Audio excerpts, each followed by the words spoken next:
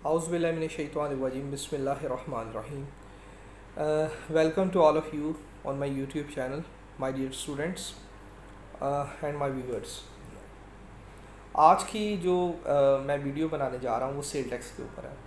Sale tax एक वो lecture है, एक वो सब्जेक्ट है जो एडीपी में पढ़ाया जाता है, बीकॉम पार्ट 2 में पढ़ाया जा रहा है, एमकॉम में पढ़ाया जाता है और मेजरली ये जो सब्जेक्ट है वो है बिज़नेस टैक्सेशन के नाम से।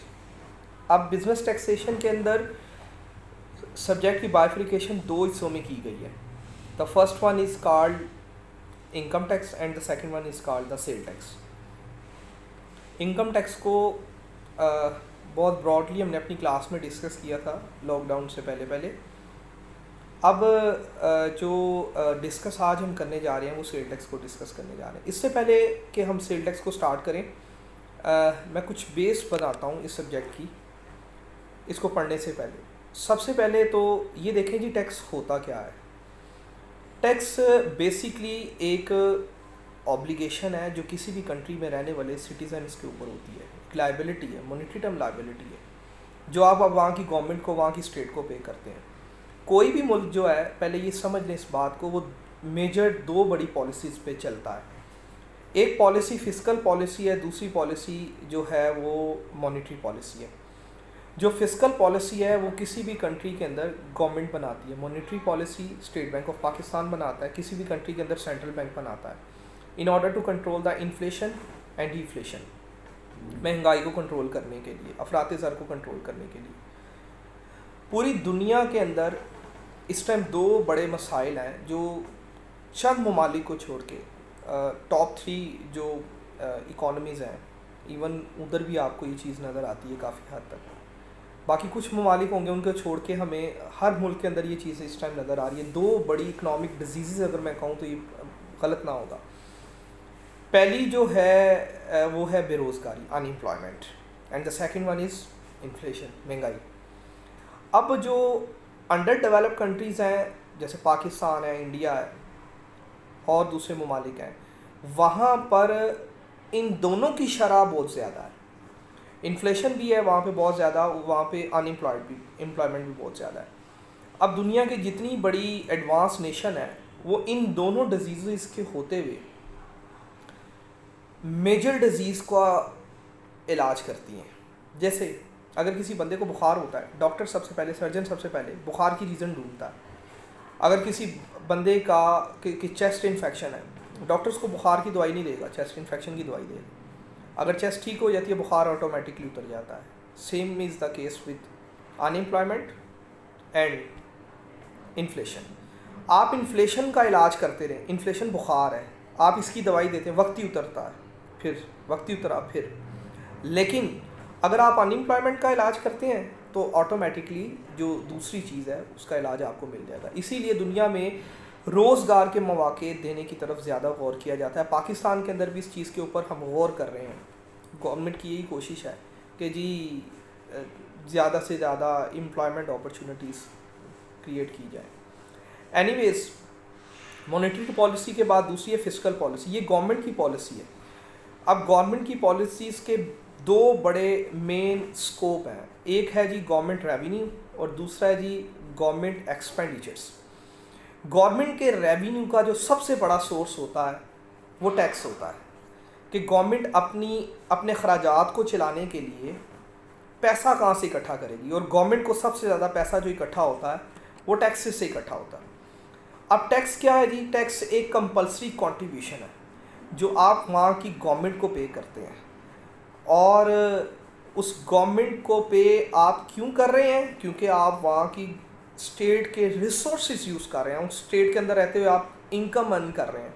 उस स्टेट के अंदर रहते हुए वहाँ पे आप अपनी प्रॉपर्टी आपने बनाई है, आपके पास प्रॉपर्टी है, आप उस प्रॉपर्टी को यूज़ करते हैं, आप सारे वसाइल उस मुल्क के इस्तेमाल कर रहे होते हैं। तो ये आपकी ज़िम्मेदारी है कि आप वहाँ की गवर्नमेंट को टैक्स पे करें। तो हम ये कहेंगे tax is a compulsory contribution towards the government by the citizen or the resident of the state।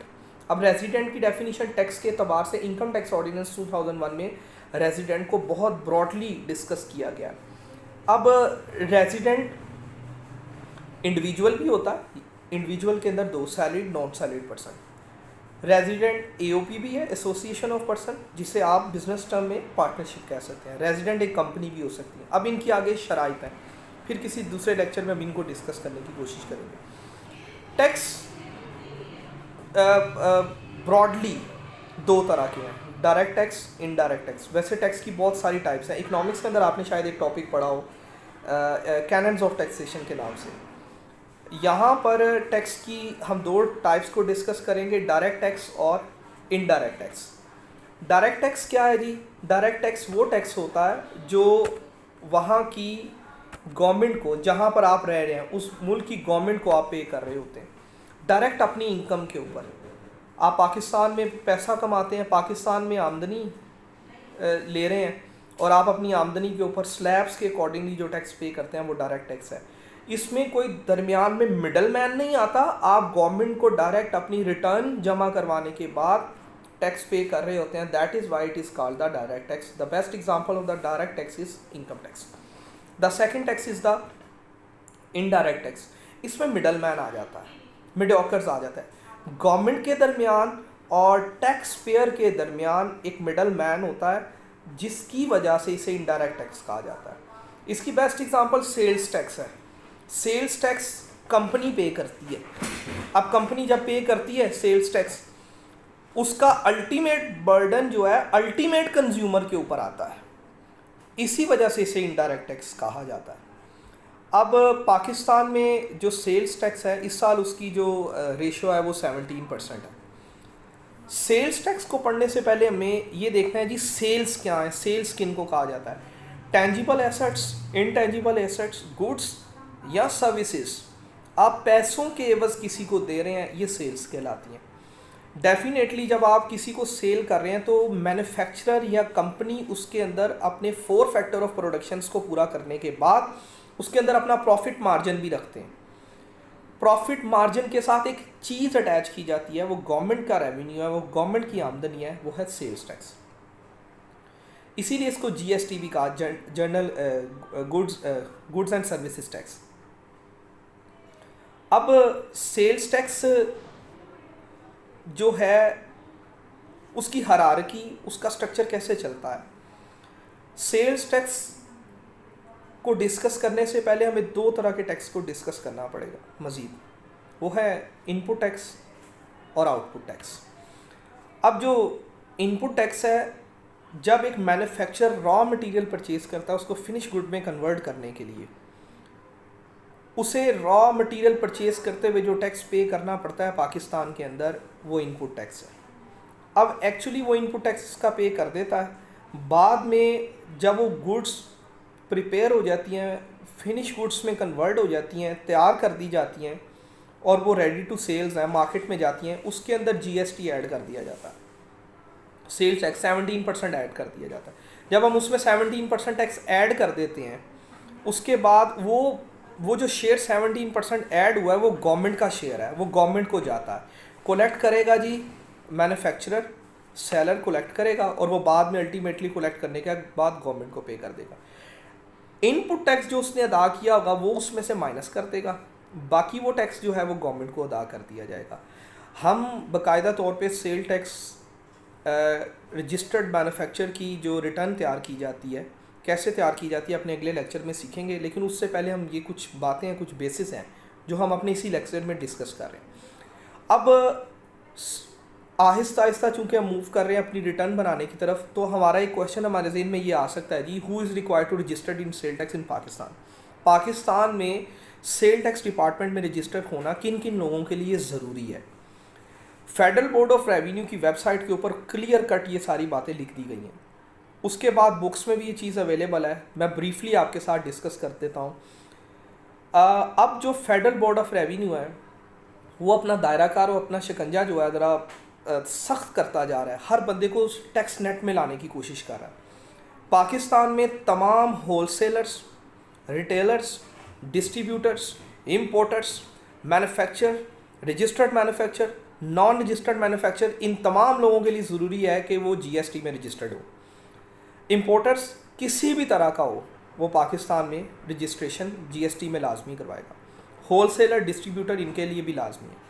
Manufacturer के ऊपर अगर मैं बात करूं, यहाँ पर थोड़ा सा मैं इसमें डिफरेंस क्रिएट कर देता हूँ समझने के लिए। मैन्युफैक्चरर दो तरह के हैं, बड़े मैन्युफैक्चरर, छोटे मैन्युफैक्चरर। जो छोटे मैन्युफैक्चरर हैं उसको आप कंसिडर करें एज ए कॉटेज इंडस्ट्री। बहुत बेहतर तरीके से आप इस टर्म को जानते होंगे। कॉटेज इंडस्ट्री क्या है? छोटी सनत कहा जाता है। टैक्स डिपार्टमेंट कहता है जी जो कॉटेज इंडस्ट्री वाले हैं, छोटे मैन्युफैक्चरर हैं, उनके लिए जीएसटी में रजिस्टर्ड होना ज़रूरी नहीं है। अब छोटे मैन्युफैक्चरर कौन है? छोटे मैन्युफैक्चरर वो हैं जिनकी सालाना आमदनी पिछले यानी 12 माह में 10 लाख से ज़्यादा ना हुई हो, या उनके पास जो यूटिलिटी बिल्स आते हैं वो जो है 8 लाख से ज़्यादा ना हो। अगर इस लिमिट को आप क्रॉस कर जाते हैं तो फिर आप मैन्युफैक्चरर छोटे नहीं रहे हैं, फिर आपके पास कॉटेज इंडस्ट्री छोटी नहीं रही है, फिर आप बड़ा काम कर रहे हैं, फिर आप टैक्स नेट में जाएंगे, फिर आपको वो जीएसटी में रजिस्टर्ड होना पड़ेगा। अब ज़रा बात करते हैं रिटेलर्स के ऊपर। रिटेलर्स दो तरह के हैं, टायर 1 एंड टायर 2। अब जो छोटा रिटेलर है, गली मोहल्ले में दुकान खोल के बैठा हुआ है, या वो ट्रेडर से माल लेकर आता है और वो उसका नेटवर्क छोटा है, तो उसके लिए ज़रूरी नहीं है कि वो जीएसटी में रजिस्टर हो। लेकिन एक चीज़ का डिफरेंस है, अगर कोई रिटेलर छोटा है और वो किसी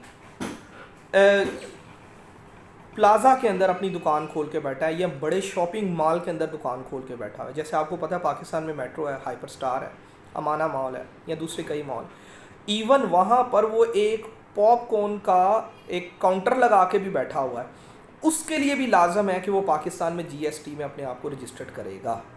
ये वो एक आप समझ लें कि पाबंदी है, एक वो रिस्ट्रिक्शन है जो एफबीआर ने लगाई है कि अगर वो किसी प्लाज़ा के अंदर, किसी ग्रॉसरी सेंटर के अंदर, किसी चेन स्टोर के अंदर वो काम कर रहा है, तो फिर वो उसके लिए लाजम है, चाहे वो उसका एक पॉपकॉर्न का आप कह लें उसका एक स्टॉल है, वो आइसक्रीम सेल करता है, या कोई वो बहुत छोटा काम कर रहा है, वो अपने आप को जीएसटी में रजिस्टर्ड लाजमी करे। इसके बाद एक होलसेलर जो कम रिटेलर भी है, उसके लिए भी लाजिम है कि वो पाकिस्तान में जीएसटी में अपने आप को रजिस्टर्ड करे। अब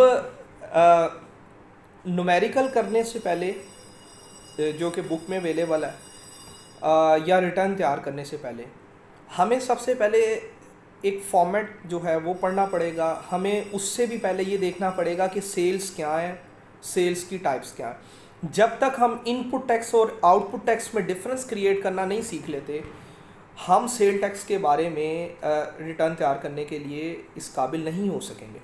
हमें सबसे पहले ज़रूरी है कि हम सेल्स की टाइप्स और परचेजेस की types, input tax output tax के अंदर डिफरेंस क्रिएट करें।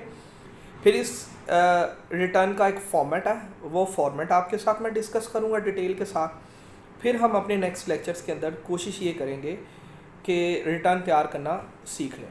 लेकिन ब्रॉडली अभी आपने ये देखना है कि मैंने जितनी बातें इस लेक्चर्स के अंदर की हैं, इनको आप अपनी बुक में पढ़ें। सेल्स की टाइप्स, सेल टैक्स क्या है, सेल टैक्स काम कैसे करता है, और इसके हवाले से कुछ टर्म्स आपको बुक के स्टार्ट पे भी मिल जाएंगी, वो आप डिस्कस करें। Thank you so much video देखने के लिए। अगर आपने अब तक मेरा चैनल सब्सक्राइब नहीं किया तो काइंडली चैनल सब्सक्राइब करें। कोशिश की जाएगी कि नेक्स्ट लेक्चर के अंदर मैं इस टॉपिक को मज़ीद कवर करने की कोशिश करूँ। Thank you so much. अल्लाह हाफ़िज़।